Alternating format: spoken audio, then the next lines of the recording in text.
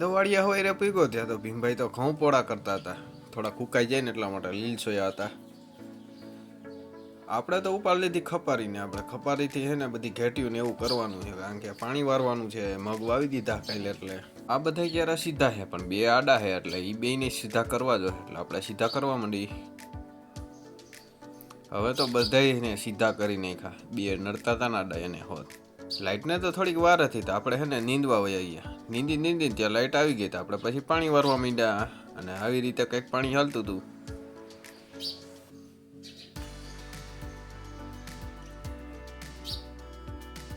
દારની motor તો હમી થઈ ગઈ હતી, ભીમભાઈ શેડા દેવા માંડ્યા ને પછી આને હે ને ઉતારવાની.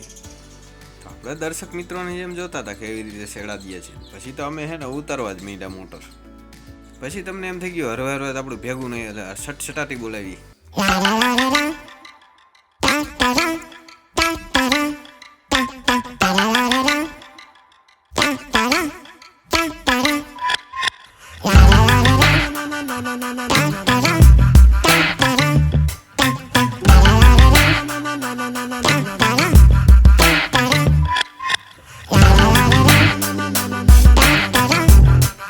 ભીમભાઈ મારવા માંડ્યા શેડા ને અમે તો આ હાથા બાંધા બધા હરખા કરીને ખાન. પછી ભીમભાઈ બોડિયામાં માર્યા શેડા ને કે હવે ચાલુ કરવાની હે.